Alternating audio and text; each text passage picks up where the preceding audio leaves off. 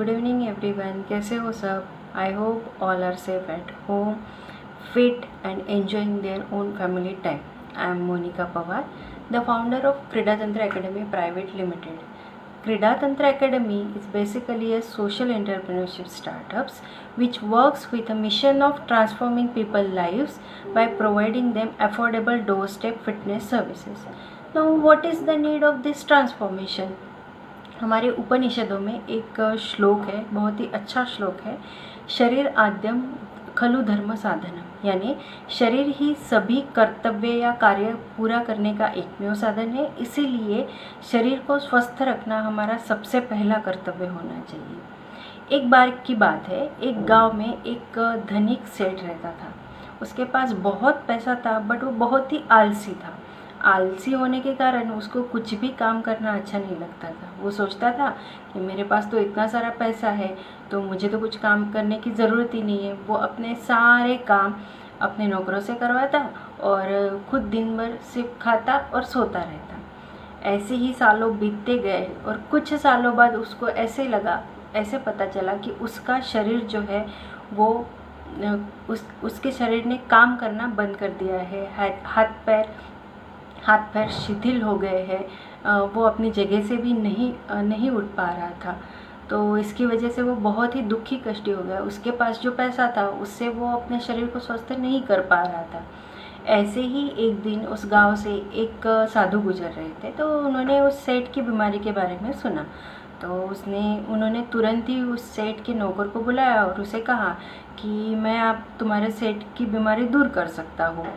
तो नौकर दौड़ते हुए अपने सेठ के पास गया और उसने साधु की पूरी बात सेठ को बताई। तो सेठ ने कहा तुम तुरंत जाओ और वो साधु को घर पे लेके आओ। तो जैसे ही वो नौकर वहाँ पे पहुँचा तो साधु ने कहा कि मैं तुम्हारे साथ नहीं आने वाला। अगर तुम्हारे सेठ को ठीक होना है तो उनको खुद चलकर मेरे पास आना होगा। तो नौकर वैसे ही निराश होकर वहाँ से चला गया। उसने सारी बात फिर सेठ को बताई। तो सेठ वैसे तो जगह से उठ नहीं सकते थे, बट उनको कैसे भी करके ठीक होना था। इसीलिए बड़ी कष्टता से वो अपनी जगह से उठे और चलते हुए साधु के पास पहुँचे। बट जैसे वो वहाँ पे पहुँचे तो उन्होंने देखा कि वहाँ पे तो कोई भी साधु नहीं है। तो वो दुखी कष्टी होके वापस चले गए।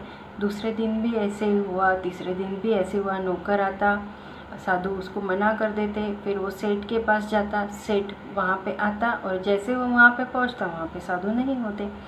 ऐसे कंटिन्यू 3 महीने तक चलता रहा।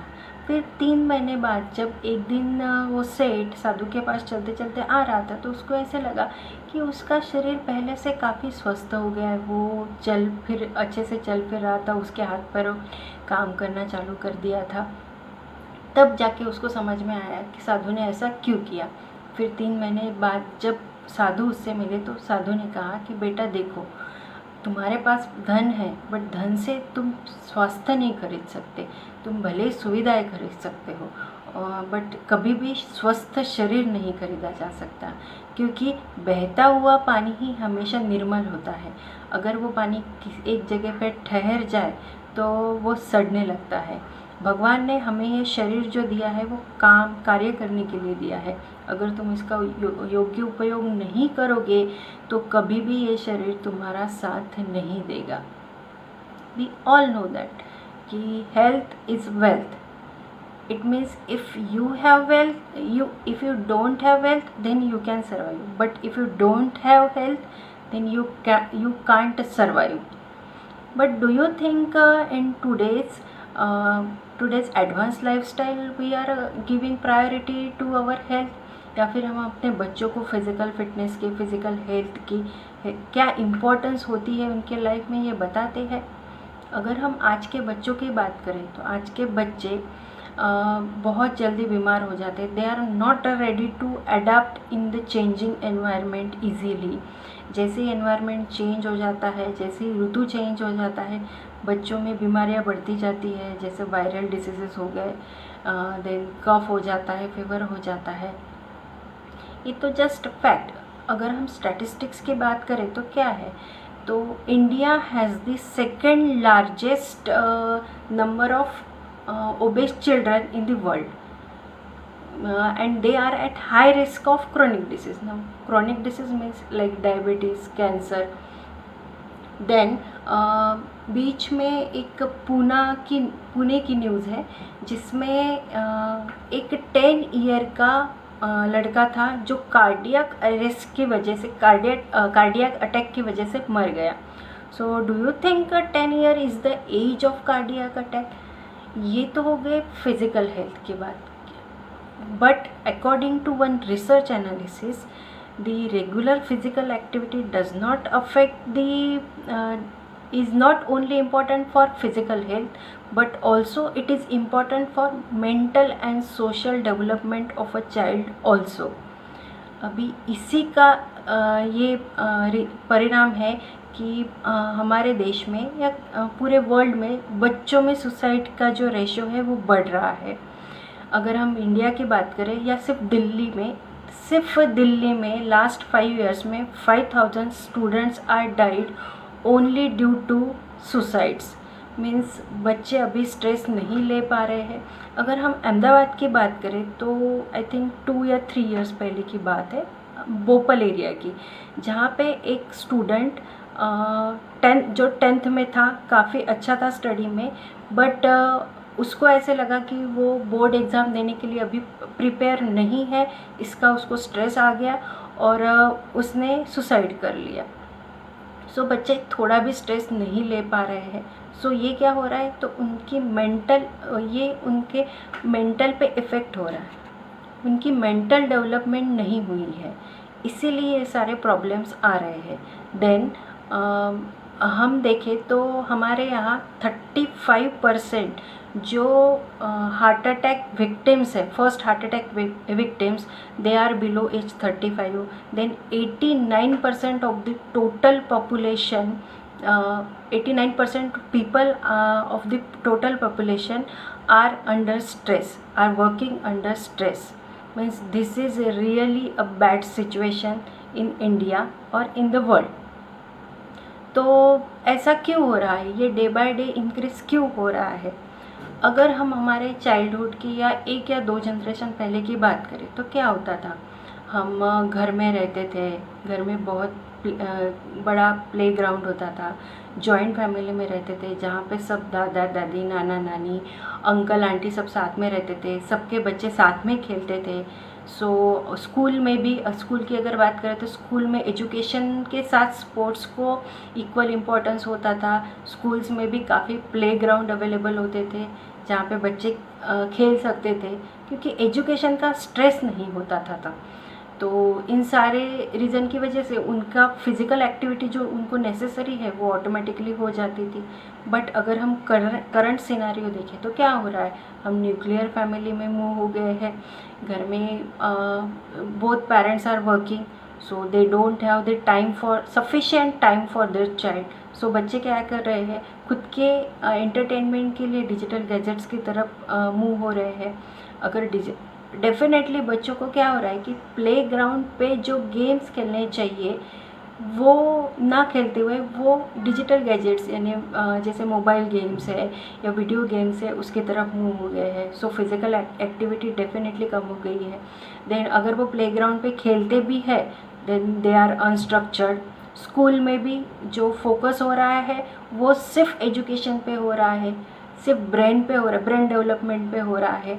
What about the physical fitness, वहाँ पे भी स्पोर्ट्स को इम्पोर्टेंस नहीं दिया जा रहा है.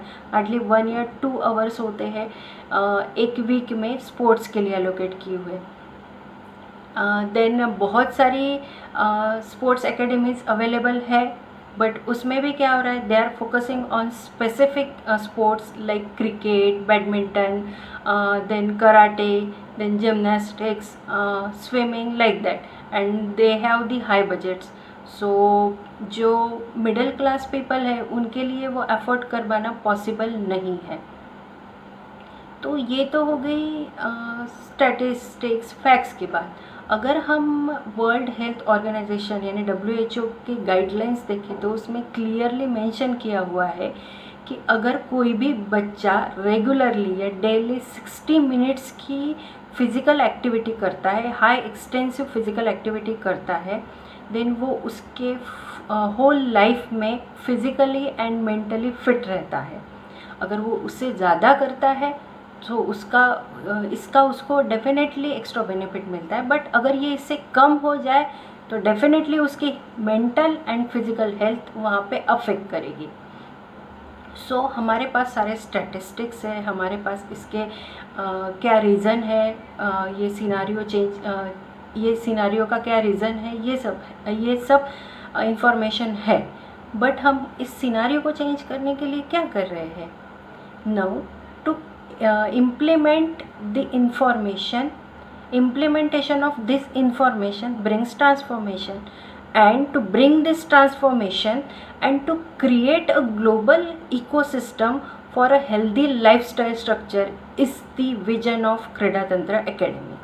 Now Krida Tantra Academy works for provides the fitness services to all age group, but today we are only discussing about the children. Now we have one module called we called it at Kridangan, which is the world's first children open gym for children of age 4.5 to 14.5 years. Now this Kridangan is a 1 hour session of outdoor activity where children do physical activity, innovative physical activity, and develop holistically, that is physically, mentally, socially, cognitively and spiritually as a child. Then in our curriculum we have included 400 plus innovative games. Yes, innovative games जो कहीं किसी sports academy में बच्चों को नहीं सिखाए जाएंगे. Then yoga, meditation, Surya namaskar, pranayama, then gymnastics, self defence, athletics, then drill, उसके साथ ही story telling, spirited song and the most important Gita shloka. All these are the part of our curriculum. We are providing all these activities in a combination. That's why we called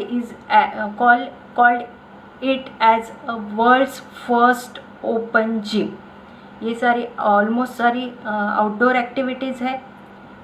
so it's just outdoor physical activity, so it is just like a gym जहाँ पे बच्चों से physical activity करवाई जाएगी. और कहीं पे भी आपको ऐसा कॉम्बिनेशन नहीं मिलेगा जहाँ पे योगा हो रहा है, गेम्स हो रहे हैं, साथ ही सेल्फ डिफेंस हो रहा है. नो डाउट सारी अलग अलग एकेडमीज़ अवेलेबल है, बट कहीं पे भी ये कॉम्बिनेशन नहीं. That's why we are the first to provide this, who are providing these activities in a combination. Then how we are different from others? So we are providing this all these services in at your doorstep. Means our coach or trainer will come to your society or township or bungalows wherever you are living, and he will conduct these sessions at your doorstep. We only require a small playground and 10 to 20 group of 10 to 20 children. This is the only requirement for Krida Tantra, for Kridangan. Secondly, we provide these services at very affordable prices. Then we have very skilled and experienced coach. Then it is the optimal utilization of available time for your child. Then we provide whatever curriculum we have designed, it is a research based, scientific and research based. We have a team who which includes the experts of all these fields, like yoga, then games, like that. Means if you see, the cumulative experience of our team is more than 100 plus years. Then we guaranteed that after attending our sessions, you will definitely get the transformed version of your child, who is physically fit, focused, concentrated, means जो lack of concentration अभी के बच्चों में problem है वो वहाँ पे solve हो जाएगा। Then most importantly they always remain happy. उसके साथ ही बहुत सारी क्वालिटीज़ उसमें डेवलप हो जाएगी, लाइक लीडरशिप है, देन पॉजिटिव माइंडसेट उसमें आ जाएगा। वो किसी भी स्ट्रेस को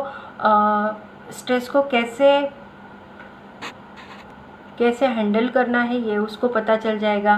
देन उसमें टीम वर्क आ जाएगा, साथ में उसमें निगोशिएशन, प्रॉब्लम सॉल्विंग, ये भी क्वालिटीज़ उसमें आ जाएगी।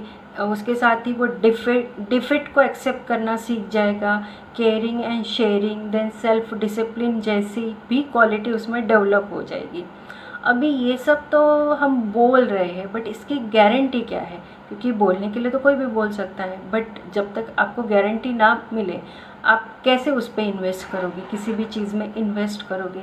सो उसके लिए we have the behavioural, then medical and physical tracker, जिसमें हम हर 3 महीने बाद यानी हर एक क्वार्टर में इस ये सारे पैरामीटर्स का ट्रैकिंग करेंगे और जिसका असेसमेंट डेफिनेटली पेरेंट्स करेंगे। सो उस ट्रैकिंग के बाद आपको पता चल जाएगा कि आपके बच्चे में क्या क्या चेंजेस हुए हैं, क्या क्या इम्प्रूवमेंट्स हुए हैं। मैं जस्ट एक स्मॉल इंसिडेंट्स बताना चाहती हूँ जो हमारे समर कैंप में हुआ है। एक बिफोर दिस लॉकडाउन हमारा एक समर कैंप चल रहा था, तो जहाँ पे हमारे कोच जाते थे, तो वहाँ पे एक लड़की आती थी। वो स्टार्टिंग में ऐसा था उसको कि भाई मुझे मेरे जो 2-3 फ्रेंड्स हैं उनके साथ ही ग्रुप बनाना है, क्योंकि सारे ग्रुप एक्टिविटीज़ है। वहाँ पे 15 to 16 स्टूडेंट्स बचे थे वो समर कैंप में। तो स्टार्टिंग में 2-3 दिन वो सिर्फ अपने ग्रुप के साथ ही ग्रुप बनाना पसंद करती थी, उसको किसी दूसरे के साथ ग्रुप बनाना पसंद नहीं था। बट जैसे ही 5th डे आया, 6th डे आया, आफ्टर 7 डे वो किसी के साथ भी ग्रुप बनाने के लिए रेडी हो गई। उसको बहुत अच्छा लग रहा था वहाँ पे खेलने के लिए, उसको कोई प्रॉब्लम नहीं, उसको ऐसा नहीं रहा कि भाई मुझे मेरे जो फ्रेंड्स हैं उसके साथ ही ग्रुप बनाना है। ये तो जो हमने एक्सपीरियंस किया है ओनली आफ्टर 7 डेज़, वो मैं आपको बता रही हूँ। बाकी इस ट्रैकिंग के असेसमेंट के बाद तो आपको डेफिनेटली उसका एक्सपीरियंस आ ही जाएगा। So this is Kreedangan. इसमें हमने 3-4 मॉड्यूल्स बनाए हैं, जिसमें एक 300 आवर्स का मॉड्यूल है, देन एक 150 आवर्स का है, 50 आवर्स का है, and last is just like workshop है। तो 300 आवर्स में हम डेली 1 आवर का सेशन रखेंगे, जिसमें हमारा कोच या ट्रेनर वहाँ पे आएगा और बच्चों से 1 आवर की फ़िज़िकल एक्टिविटी करेगा, जो मंडे से सैटरडे तक रहेगा। देन 150 आवर्स में वीक में 3 डेज़ रहेगा। देन 50 आवर्स में वीक में 1 या 2 डेज़ रहेगा। अगर 1 डेज़ है तो 2 आवर्स का रहेगा, 2 डेज़ है तो 1 आवर का रहेगा। मीन्स वीकेंड में अगर किसी को रखना हो तो लाइक दैट। एंड अगर वर्कशॉप की बात करें तो वर्कशॉप में तो सिंपली 7 आवर्स का वर्कशॉप रहेगा, जिसमें जो भी मैंने एक्टिविटीज़ आपको बताई है वो सारी एक्टिविटीज़ का इंट्रोडक्शन हो सकता है, उससे ज़्यादा तो नहीं हो सकता है। बट मैं आपको फिर से बता रही हूँ कि अगर सच में आपको जो करंट सिनारियो है वो चेंज करना है तो आपको बच्चों से डेली 1 आवर की फ़िज़िकल एक्टिविटी करवानी ही पड़ेगी। So this is Kreedangan. Now हमने एक टॉक शो होस्ट किया है, पेरेंटिंग मंत्रा विथ क्रीडा तंत्र, जिसमें हम जो भी बच्चों से रिलेटेड टॉपिक्स होते हैं, लाइक पेरेंटिंग टिप्स है, पेरेंटिंग टेक्निक्स है, चाइल्ड साइकोलॉजी है, देन न्यूट्रिशन है, then importance of yoga for children है, इम्पोर्टेंस ऑफ कराटे और सेल्फ डिफेंस क्या होता है, स्टोरी टेलिंग का बच्चों में क्या इम्पोर्टेंस होता है, वो कैसे उनकी मेंटल डेवलपमेंट के लिए इम्पोर्टेंट है, ये इन सभी के एक्सपर्ट्स हमारे यहाँ आएंगे और हमारे होस्ट उनसे क्वेश्चन आंसर करेंगे। साथ ही अगर आप चाहो आपके कुछ क्वेश्चंस हो तो वो आपके क्वेश्चन के भी आंसर करेंगे। ये अल्टरनेट डे में रहेगा, जैसे ये आज जो था introduction, this is the first this all show. Which is the just a introduction of Kreedangan. फिर नेक्स्ट यानी नेक्स्ट डे अगर हम देखें तो वेनसडे 6 PM सेम टाइम पे हमारा नेक्स्ट सेशन रहेगा, जिसमें आपको इससे रिलेटेड, बच्चों से रिलेटेड ही कुछ टॉपिक रहेगा जो आपको कल पता चल जाएगा। सो आप ज़्यादा से ज़्यादा पेज को लाइक कीजिए, अपने डियर वन के साथ या किसी अपने फ्रेंड्स रिलेटिव्स के साथ ये शेयर कीजिए ताकि उनको भी ये सारी इन्फॉर्मेशन मिल सके। So stay home, stay happy, thank you.